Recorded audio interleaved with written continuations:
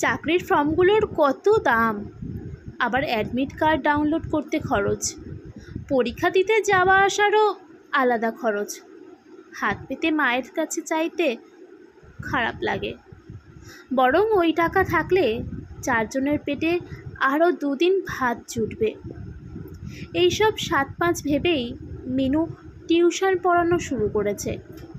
সাইকেলে করে এতটা পথ যেতে আসতে অনেকটাই সময় লাগে, আর পরিশ্রমও হয়।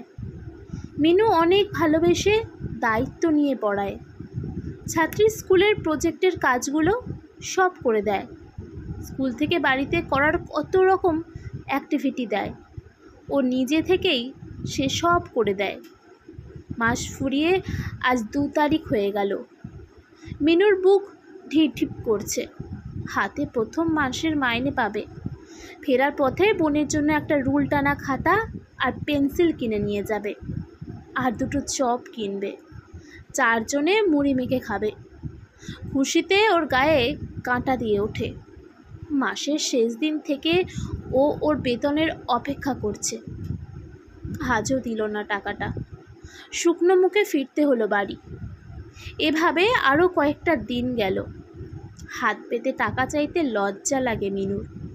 ওরই পরিশ্রমের টাকা, তবুও ওর চাইতে লজ্জা লাগে।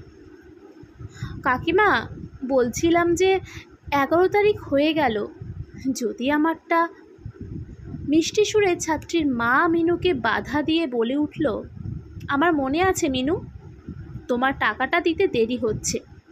কটা দিনেরই তো ব্যাপার।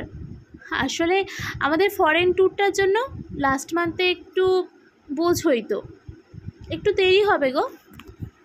পরের দিন 4:07 পড়াতে ঢুকতেই ছাত্রীর মা রুক্ষ কণ্ঠে বলেন, মিনু, তুমি 2 ঘন্টা পুরোপুরি না পড়ালে চলে? শুরু থেকেই ওর বাপি বলেছিল তুমি টাইম মেনটেন করছো না। আমিই গুরুত্ব দিতাম না। 4টেই এসে প্রায় 5:50 বা 5:55, কোনো দিন তো আবার 5:48 বেরিয়ে যাচ্ছ। এমন সময় কলিং বেল বাজতেই ছাত্রীর মা চলে গেল গটগট করে। মিনু জানালার দিকে শূন্য দৃষ্টিতে তাকিয়ে চেয়ারটায় ধপাস করে বসে পড়ে। বহুদিন ও সময়ের কাঁটা না দেখেই বেহিসাবি পড়িয়েছে। তার ফলে বাড়ি ফিরতে রাত হয়েছে অনেক। কোনো দিন হিসেব করে সময় ধরে ও পড়ায় না, বরং বেশি সময়ই দেয়। মাঝে 2-1 দিন জ্বরের জন্য একটু আগে বেরোতো। এমন সময় কাজের মেয়ে রুনা চা দিয়ে গেল, সাথে একটা বিস্কুট। স্টিলের চায়ের কাপের ভিতর নিচে চায়ের কালচে দাগটা প্রথম দিনই ও খেয়াল করেছিল।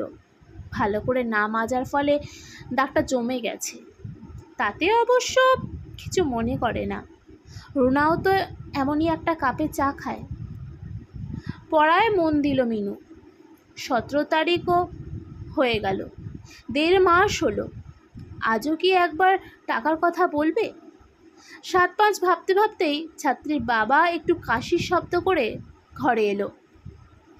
মেয়ে তো আজকাল কিছুই পড়ছে না দিদিমণি, কিন্তু আগে যা প্রশ্ন করতাম তখন সব বলতো ও। ভেবাচাকা খেয়ে যায় মিনু। আচ্ছা, বলছি যে আমরা 3 দিনের জন্য মন্দারমণি যাব। ওই 3 দিনের পড়াটা অন্য দিন মেকআপ করিয়ে দিতে হবে। মিনু অনেকটা সাহস জুগিয়ে বলল, আমার টাকাটা? ও, পরের মাসে একসাথে দেব। আমরা অন্যদের মতন নই, কারোর টাকা মেরে নেব না। একটু খরচ হচ্ছে, তাই অ্যাডজাস্ট করে নিলে ভালো হয়। এইভাবে আরও দিন পেরোলো অনেক। 2 মাস 10 দিন হলো। ছাত্রীর বাবা 500 টাকা এগিয়ে বলল, 2 মাসের টাকাটা। মিনু আকাশ থেকে পড়ল। 500 কেন? বাংলা, ইংরাজি, ইতিহাস, ভূগোল, পরিবেশ, এই 5টা বিষয় পড়াতে কত করে নাও? বেশি করে যদি তাহলে 5টা বিষয়ে 50 টাকা ধরে 250 হয়। 2 মাসে 500 হয়। তাও তো তুমি যাওয়া আসার সময় মেনটেন করে পড়াও না। আবার ওর মামার বাড়ি থেকে ঘুরে আসার 8 দিনের ছুটির মধ্যে শুধু 5 দিন মেকআপ করলে, বাকি দিনগুলো টাকা কাটেনি।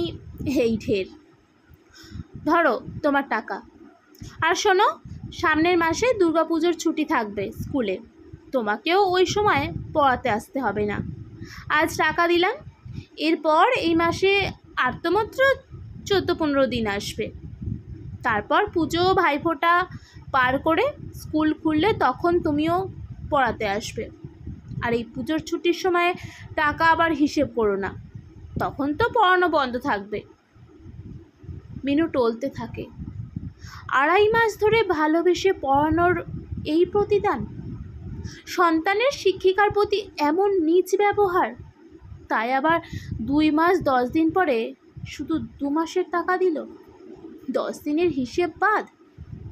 মাসের পরবর্তী বাকি অর্ধেক দিনগুলো হিসেব হবে না, মানে এই মাস পুরোটাই বিনা পারিশ্রমিকে খাটতে হবে। চোখ থেকে গাল বেয়ে গরম অশ্রু গড়িয়ে আসে। এই ঘটনার কিছুদিনের মধ্যে একটা অফিসের কাজে জয়েন করেছে মিনু।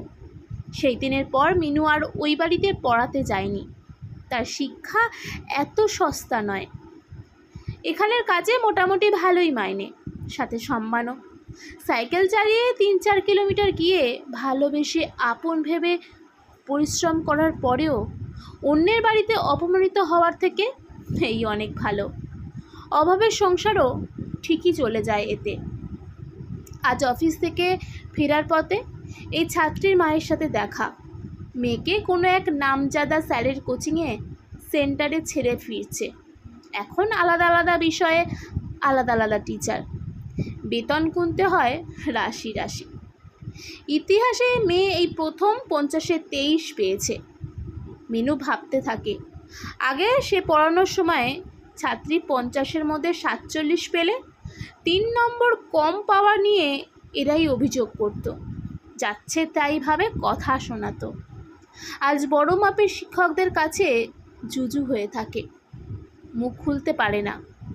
অথচ বাড়িতে আসা প্রাইভেট টিউটরদের বাড়ির কাজের লোকের থেকেও নিচুভাবে দেখে। ঠিক সময়ে তাদের পরিশ্রমের টাকা দেয় না, আর যথাযোগ্য টাকা তো কখনোই দেয় না। এইসব ভাবতে ভাবতে মিনু অটোতে উঠে বসে।